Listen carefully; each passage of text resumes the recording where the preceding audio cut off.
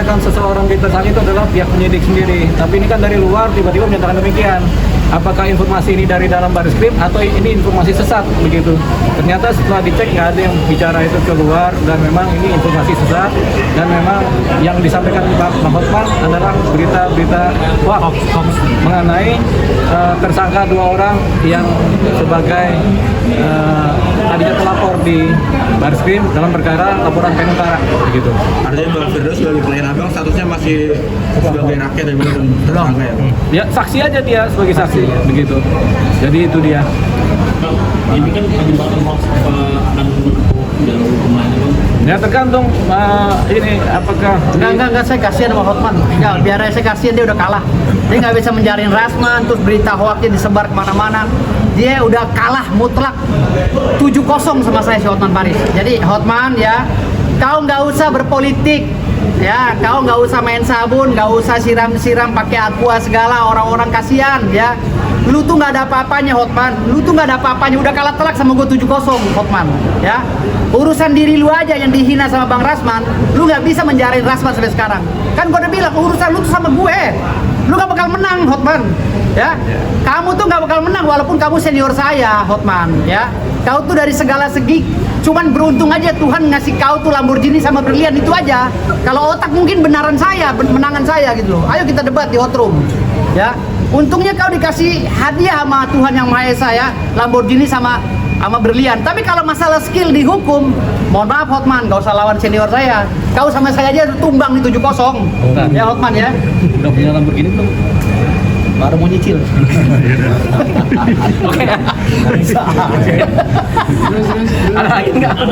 Ya. Ada mau ada langkah-langkah apa lagi? Tentunya begini, ini kan laporannya laporan perbuatan 335 pasalnya ini kemudian sudah direvisi oleh Mahkamah Konstitusi, di mana unsurnya adalah adanya kekerasan. Nah, Bang Firdaus ini tidak melakukan kekerasan. Kalau pasal 207 yang dilaporkan juga yang ancamannya maksimal 1 tahun itu mengenai adanya sumpah serapah kepada 217. Ya, 207 itu keributan, kegaduhan saja. Kalau kegaduhan ini kan kita lihat nanti bagaimana posisinya. Tapi kalau sumpah serapah itu pasal 217 Ya. itu Bang Firdaus tidak ada melakukan sumpah serapah. Ya. Bang Firdaus itu cuma berdiri di atas meja dan jadi patung. Nggak sengaja, turun lagi. Dan itu sudah selesai persidangan. Iya. Sidang formal sudah selesai sehingga tidak menimbulkan apa-apa juga, persoalan apa juga. Saya aja yang mau ngelaporin tuh yang naikin saya ke meja, saya mau laporin, cuman nggak ketemu-temu sampai sekarang. Siapa yang naikin saya ke meja gitu? Saya aja mau ngelaporin, nggak tahu lapornya kemana gitu. Jadi itu, jadi meja nggak sadar ya Bang? iya. Iya. Nah, di posisi ini kami hanya mendampingi Bang Firdaus ya. Urusan dengan Bang Rasman itu masing-masing beda kamar ya, tapi kita membela Bang Firdaus dan kita analisa memang sulit ini dinaikkan sebagai tersangka Bang Firdaus ini ya. Makanya itu ada langkah-langkah ke depan termasuk pembukuan berita acara sumpah bas yang dibukukan oleh Mahkamah Agung. Kita juga nanti akan analisa secara hukumnya karena ini tidak prosedural. Karena kalau seorang pengacara itu basnya itu kemudian dibukukan setelah ada sidang kode etik. Ini kan belum ada sidang kode etik, kemudian nggak nyampe. jadi gini, Bang Daus ini anggaplah bersalah khilaf, tapi kan harus diproses hukum dulu baru diputus bersalah atau tidaknya. Ini kan sudah diputus bersalah, sudah dibekukan kan begitunya. Ini ada koridor-koridor prosedur hukum yang dilanggar yang kemudian nanti kita akan ajukan di tingkat RDP dengan DPR pertama, kemudian kita mungkin akan ajukan judicial review terhadap undang-undang advokat karena ternyata undang-undang advokat ini kemudian bubar gara-gara ada intervensi dari Mahkamah Agung membuka berita acara sumpah seseorang atau seorang pengacara. Iya, kira-kira begitu. Selebihnya Bang Daus tinggal apa lagi? Ya.